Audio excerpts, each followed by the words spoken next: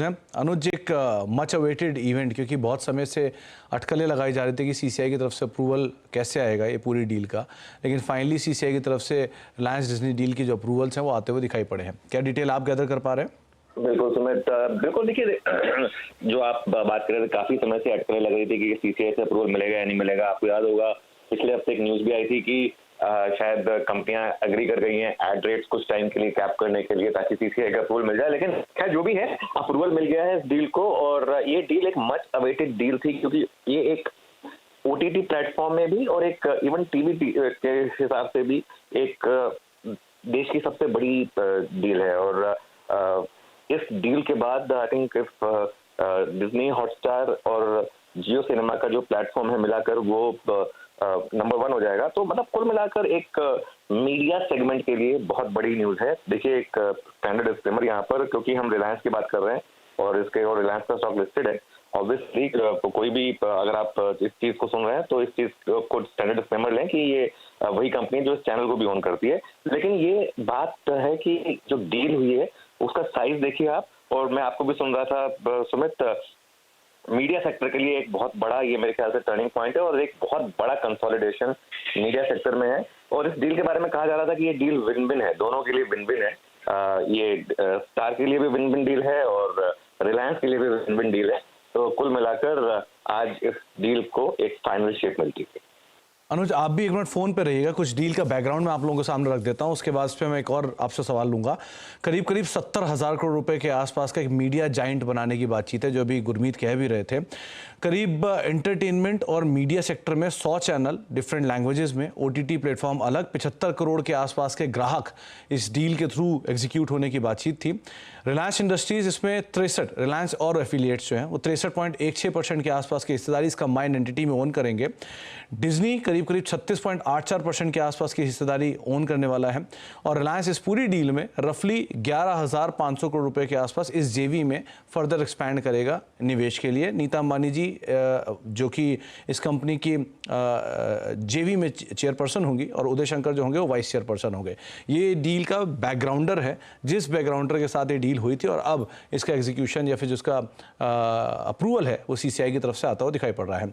अनुज, पहले आपसे एक सवाल, क्योंकि कल रिलायंस की एजीएम है और अनुमान लगाया जाता है कि रिलायंस की जो एजीएम है उसमें मल्टीपल वेंचर्स के ऊपर अलग अलग तरह की घोषणाएं होती रहती है, जैसे कि ऑयल एंड गैस कारोबार को लेके, जियो को लेके, या उनके एंटरटेनमेंट वेंचर को लेके।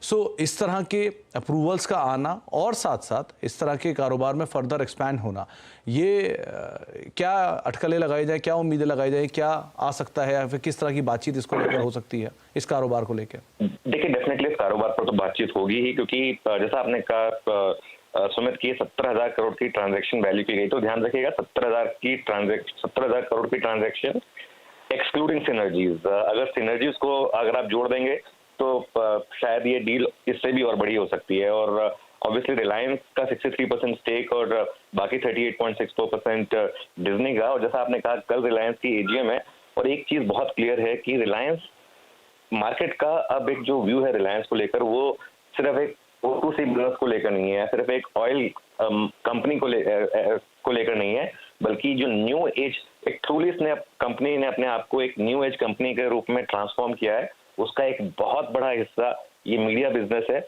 और मीडिया बिजनेस में अब ऑब्वियसली रिलायंस के पास अब भारत की सबसे बड़ी मीडिया कंपनी भी है। मतलब अगर आप चाहे वो न्यूज बिजनेस हो, एंटरटेनमेंट बिजनेस हो, या ओटीटी प्लेटफॉर्म हो, तो उस हिसाब से बाकी देखते हैं कल एजीएम में क्या निकल कर आता है। उसको प्रीएम्प्ट करना थोड़ा मुश्किल होगा, वेट कर लेते हैं उसकी।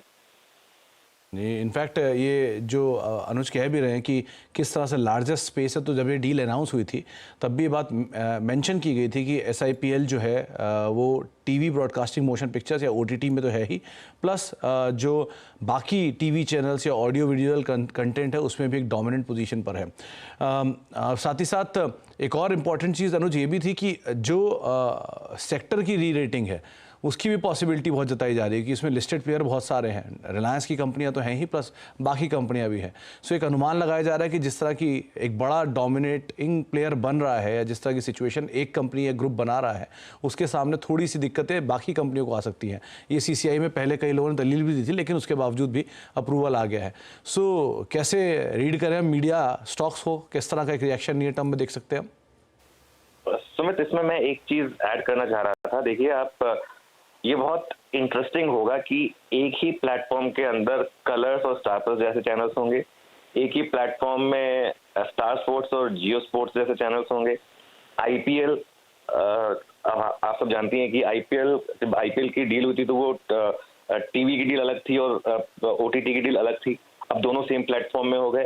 तो उस हिसाब से ये एक बहुत बड़ा डील है। रिलायंस इसमें 11,500 करोड़ फ्रेश इन्वेस्ट करने वाला है इसके आगे की स्ट्रेटजी के लिए।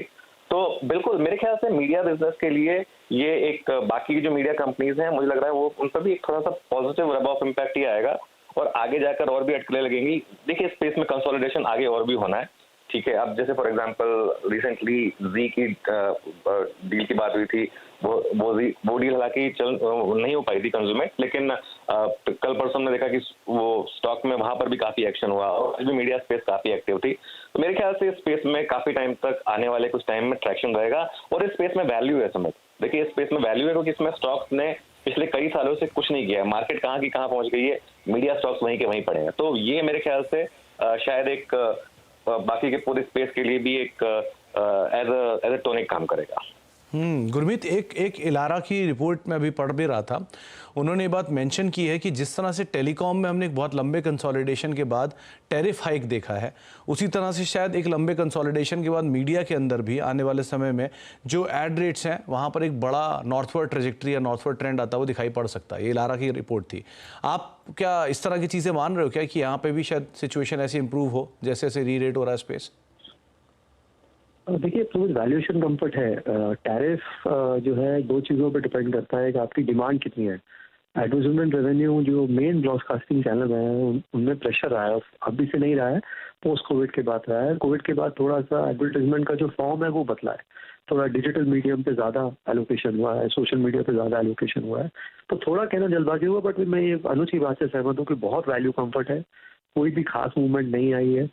और कंसोलिडेशन जब भी आता है थोड़ा सा प्राइसिंग पावर आती है। हालांकि टेलीकॉम से कंपेयर करना सही नहीं होगा, टेलीकॉम बहुत इसेंशियल सर्विसेज में आ जाता है। एंटरटेनमेंट में अभी भी आपके पास बहुत ऑप्शन है और डाइवर्स कंपटीशन है।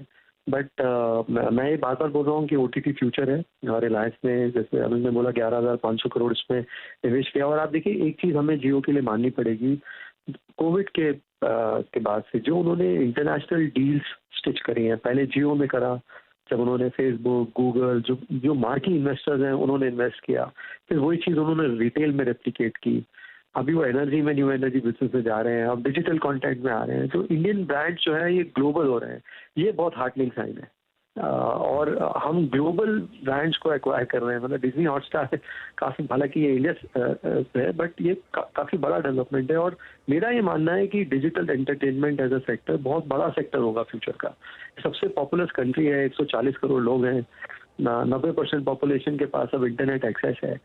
तो ये इसके आगे कई सारे मायने हैं मेरे हिसाब से। इसलिए ओवरऑल इस सेक्टर को लेकर मैं काफ़ी कंस्ट्रक्टिव हूँ। कल एजीएम पे मेरी निगाह रहेगी, क्योंकि बाजार ये देखना चाहेगा कि मार्केट वैल्यू अनलॉकिंग कैसे करता है रिलायंस आगे जाके। जैसे जियो फाइनेंशियल हुआ, रिलायंस के शेयर से, ऐसे जियो रिटेल एंटरटेनमेंट बिजनेस कैसे आगे आउट होगा, आई थिंक ये बाजार देखना चाहेगा, कल की एजीएम में नहीं, नियर फ्यूचर में। नहीं, लेकिन गुरमीत, एक अनुमान जो बाजार आमतौर पे लगा के चलता है, जो अभी 2 दिन पहले एक रिपोर्ट भी आई थी, वो भी ये मेंशन कर रही थी कि हर बार एजीएम में रिलायंस, क्योंकि रिलायंस का एजीएम कोई एक कंपनी का एजीएम नहीं होता, वो कई सेक्टर्स का एजीएम होता है। उसके अंदर आप ऑयल एंड गैस भी सुनते हो, आप उसमें टेलीकॉम भी सुनते हो, उसमें ITES सर्विसेज भी सुनते हो, एंटरटेनमेंट एंड मीडिया भी सुनते हो। सो इस स्पेस में मतलब मल्टीपल तरह के अनाउंसमेंट होते हैं, खासतौर से वो ग्रीन एनर्जी के ऊपर या गीगा फैक्ट्रीज के ऊपर भी कामकाज चल रहा है। सो आप क्या सुनना चाह रहे हो? आप किस तरह की अटकलें वहाँ से लगाकर चल रहे हो? मैं थोड़ा सा एनर्जी स्पेस में, मुझे लगता है वो और अनाउंस करेंगे। आरामको वाली डील टेक ऑफ नहीं हुई थी और रिलायंस ने काफ़ी कैपेक्स किया है न्यू एनर्जी में। अब सोलर पैनल्स में बहुत एग्रेसिव जा रहे हैं, हाइड्रोजन रिलेटेड प्लान्स हैं।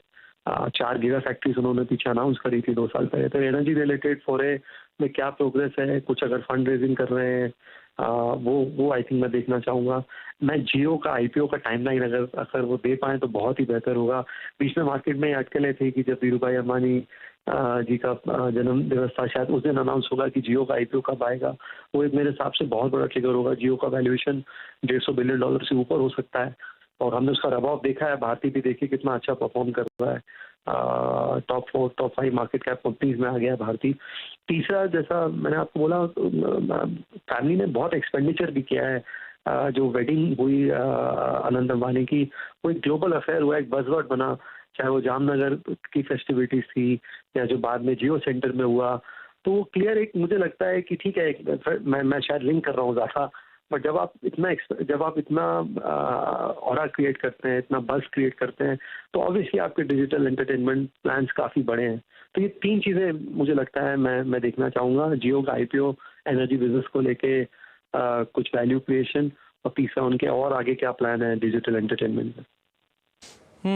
तो अनुज, आप कल क्या देखने की उम्मीद लगा रहे हो पूरी एनुअल मीट से, और साथ साथ टेलीकॉम और ये मीडिया एंटरटेनमेंट बिजनेस को लेकर किस तरह कल रिलायंस का स्टॉक आपको लग रहा है कि रिएक्ट कर सकता है? कि डील तो बढ़िया खबर है रिलायंस इंडस्ट्रीज की, अदरवाइज। देखिए सुमित, मैं रिलायंस के स्टॉक पर खैर कमेंट नॉर्मली अवॉइड करता हूं, क्योंकि थोड़ा सा बायस का इशू हो जाता है, इसके लिए उस पर मैं कमेंट नहीं करूंगा। लेकिन हाँ, एक चीज है, कल मुझे लग रहा है कि जो AGM है उसमें मार्केट एक्सपेक्ट कर रहा है कि शायद एक क्लियर डिफाइंड मार्कर्स हो टाइमलाइन के सेपरेट लिस्टिंग के डिफरेंट बिजनेसेस को लेकर। देखिए वो इवेंचुअली होना है रिलायंस की तरफ से, मतलब ये सब कयास लगाए जा रहे हैं कि जब प्रॉपर हर बिजनेस सेपरेटली लिस्ट होगा तो उसके लिए, तो उसमें शायद एक कुछ टाइमलाइन की एक अनाउंसमेंट हो जाए, ये एक पॉसिबिलिटी है। इवन मीडिया बिजनेस में भी एक कंसोलिडेशन की पहले अनाउंसमेंट हो चुकी है, सारे बिजनेस को एक ही यूनिट में लिस्ट करने की। तो मेरे ख्याल से थोड़ी सी और क्लैरिटी की कल शायद आपको एक्सपेक्टेशन होगी, और ये एक बाई चांस का कोइंसिडेंस है कि AGM के जस्ट एक दिन पहले CCI बोला चुका है। इनफैक्ट जाने से पहले एक जेफरीज की रिपोर्ट भी कोट करना चाहूँगा। जेफरीज ने ये बात मेंशन की है कि डिज्नी रिलायंस की जो अप्रूवल आने के बाद अगर डील पूरी होती है तो करीब करीब 40% शेयर होगा एडवर्टीजमेंट मार्केट के अंदर, considering the humongous number of people who are the target audience also watch the sport. ये जेफरीज की कृतिका सेठ की तरफ से एक खुद का कोटेशन आया हुआ है। सो एक बड़ा मार्केट शेयर जो कि एडवर्टीजमेंट स्पेस के अंदर आता हुआ दिखाई पड़ सकता है आने वाले समय में। बहुत बहुत शुक्रिया अनुज आपका भी, और बहुत बहुत शुक्रिया गुरमीत आपका भी हमारे साथ खास दिन जुड़ने के लिए और हमसे बातचीत करते हुए दिखाई पड़ने के लिए। तो एक ब्रेक का वक्त है, लेकिन जाने से पहले स्टैंडर्ड डिस्क्लेमर कि जो आज चैनल आप देख रहे हैं इसका प्रभुत्व प्रबंधन रिलायंस इंडस्ट्रीज़ के पास है, तो किसी भी निवेश से पहले अपने वित्तीय सलाहकार की राय आप लोग ज़रूर ले लें। ये चैनल जो है वो पूरी तरह से ओन करता है रिलायंस इंडस्ट्रीज़। तो